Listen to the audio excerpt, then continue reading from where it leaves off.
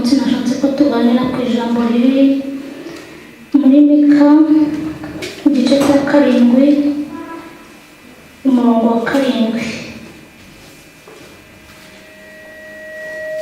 Ijambo nashatse ko tuganira uyu munsi ni ijambo rivuga ngo gutegereza Imana. Mwabonye dusome ngo ariko njyeweho nzahoza amaso kuri Mika igice cya 7 umurongo wa 7. Ngo ariko njyeweho nzahoza amaso ku Uwiteka, nzategereza Imana nk'agakiza, Imana yanjye izanyumvira. Ni byiza ko dutegereza Imana mu buzima bwacu. Ikibazo nabaza ngo wese mutegereje Imana mute muri iyi minsi mu migendere yacu, nanjye nishyizemo mu mikorere yacu, mu mivugire yacu. Ese twaba tumeze nk'abakobwa 10 bamwe umwami Yesu yaragiye kuza, bamwe mu matabaza yabo amavuta arabashirana, abandi bayafite. Rero ni byiza gutegereza Imana mu buzima bwacu. Gutegereza Imana bituma turushaho guhagarara neza mu masezerano Imana yaradushyizemo, ndetse tugasobanukirwa neza iby'ijambo ry'Imana, tukamenya icyo turi cyo mu gukorera Imana, tugasobanukirwa Imana, ndetse ntidukinishe n'ibintu by'Imana, ndetse ntitwiyandarike.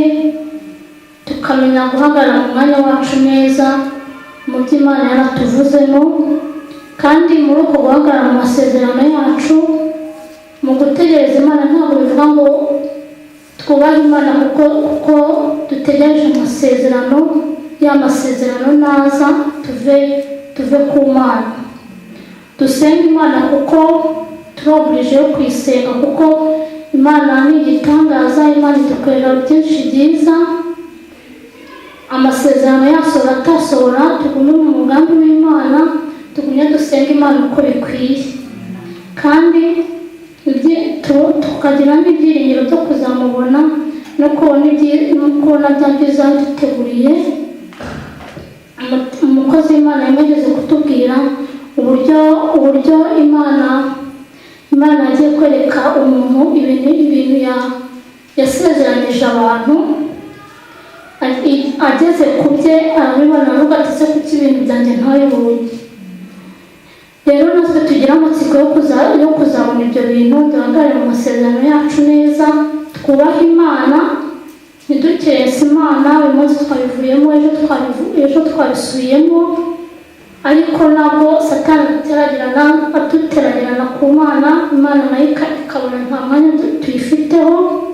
Ni byiza ko dutegereza Imana tutayikinisha, kandi tugahagarara mu masezerano yacu neza, no mu kwizera kwacu tukagira ukwizera gukomeye, ari hano mu rusengero, ari hanze mu miryango yacu, mu nshuti zacu, mu kazi, tukagaragaza abo turiho. Rero icyo nabibutsaga nanjye niyibutsa ni uko twategereza Imana neza twihanganye, kandi hahirwa umuntu utegereza Imana. Natwe nitwiyumvamo ayo mahirwe yo gutegereza Imana, ndabifuriza kandi nanjye mbyifuriza ayo mahirwe yo gutegereza Imana. Irindi jambo nashaka ko dusangira ni ijambo riri muri Malaki igice cya 1 umurongo wa 6 kugeza ku murongo wa 10. Ibyaha by'abatambyi b'Imana. Umwana yubaha se n'umugaragu akubaha shebuja. None niba ndi so, mwanyubashye muti? Cyangwa niba ndi shobuja, igitinyiro cyanjye kiri hehe? mwabatambyi mwe basuzugura izina ryanjye, niko Uwiteka Nyiringabo abaza. Nyamara mubaza muti izina ryanjye twarisuzuguye dute? Ni uko mwatumye ibyo kurya bihumanye ku gicaniro cyanjye, maze mukabaza muti twaguhumanishije iki? Mwavuze yuko ameza y'Uwiteka ari amanyagisuzuguriro, kandi iyo mutambye impumyi mugira ngo ntacyo bitwaye, n'iyo mutambye icumbagira n'irwaye nabwo ngo ntacyo bitwaye. Mbese bene iyo wayitura shobuja, aho yagushimira cyangwa yakwemera kukwakira? Niko Uwiteka Nyiringabo abaza. Noneho nimusabe Imana imbabazi itubabarire, kuko ari mwe mu biduhesha, aho hari uwo muri mwe yakwakira. Niko Uwiteka Nyiringabo abaza. Icyampa hakagira uwo muri mwe ukinga inzugi, mukabarira gucanira ku gicaniro cyanjye ubusa. Simbishimira na gato, niko Uwiteka Nyiringabo avuga, kandi sinzemera ituro muntuye. Aha ngaha umutwe w'amagambo uvuga ngo ibyaha by'abatambyi b'Imana. Imana aha ngaha iratubaza uburyo tuyubaha, niba tugendera mu ijambo ryayo uko bikwiye, niba dukora ibihwanyije n'ibyo ishaka mu migendere yacu, mu miturire yacu, uburyo dutura amaturo yacu dutura, niba ari amaturo ashimishije Imana kandi ikigereranya na shobuja. Niba shefu umuhaye ikintu kidashimishije, tuvuge niba umuhaye kado, ahita abikubwira ako kanya ko kado wamuhaye ko itamushimishije. Noneho ugereranye n'Imana. Imana tuvuge nk'amaturo, wenda uyihaye isentiri imwe, si ubwo urumva ryamara iki? Nta kintu ushobora kumara mu murimo w'Imana, kandi bijyanye n'uko ubituye umutima wawe umeze. Niba umutima wawe utishimye, Imana nayo ntabwo bishimishije. Niyo mpamvu rigereranya ngo n'ituro ricumbagira. Niyo mpamvu Imana iri kuvuga ko bitayishimishije. Rero iravuga ngo noneho nimusabe Imana imbabazi itubabarire, kuko rimwe mu biduhesha, aho hari uwo muri mwe yakwakira.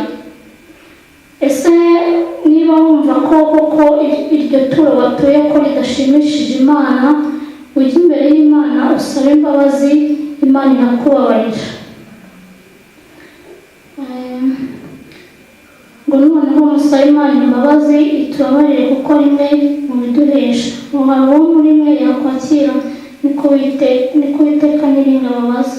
Icyampa hakagira uwo muri mwe ukingura urugi, mukabarira gucanira ku gicaniro cyanjye ubusa.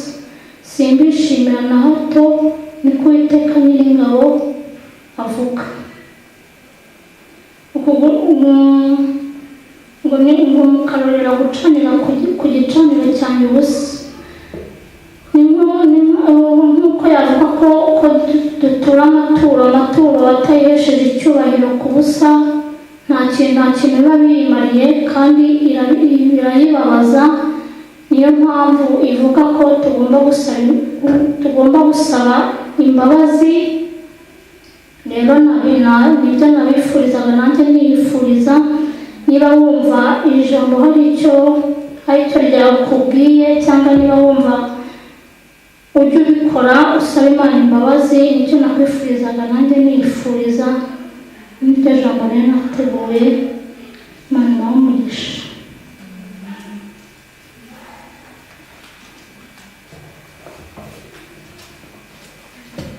Amena. Imana ishimwe cyane. Umukozi w'Imana tugira ijambo gutamba ibitambo bishimwa mu Uwiteka. cyangwa gutanga amaturo ahesha Imana icyubahiro. Ntabwo ari amaturo y'ibifatika gusa, harimo no gutura umutima wawe. Igihe cyose umutima wawe utari imbere y'Imana, n'ibindi uzakora byose ntibizaba byiza imbere y'Imana. Niyo mpamvu hari mbere na mbere kubanza gushyira umutima wawe imbere, kugira ngo rya turo ribashe kuba rizima imbere y'Imana. Ngo Imana iragaya ko igicaniro cyayo tugituriraho, tugishyiraho ibidafite umumaro, tugitambiraho ibidafite akamaro. Nagira ngo mbasabe ngo tugomba gutambira Imana imitima yacu. Ya mitima yacu ikaza gutuma dukora ibishimwa kubw'uyu mubiri twambaye. Ngo nitugira imitima mizima tuzanakora ibizima. Nitugira imitima yubaha Imana tuzakora ibyubaha Imana. Uzafasha abakene, uzafasha abababaye, uzafasha n'abandi banyabyaha bayinjire mu gakiza tubonera muri Yesu Kristo. Ituro rya mbere Imana ishaka ni uwo mutima wawe, kuko umutima wawe nuhinduka hakabamo ibyiza, uzabasha kumenya igikwiriye Imana yawe. Amen. Icyo Imana ishaka ngo ni amaturo ashimwa. Ese koko hari ibyo Imana bitugaya muri twe? Nimba hari bitugaya, se twakora iki kugira ngo ibigawa bihinduke, dukingire ya miryango?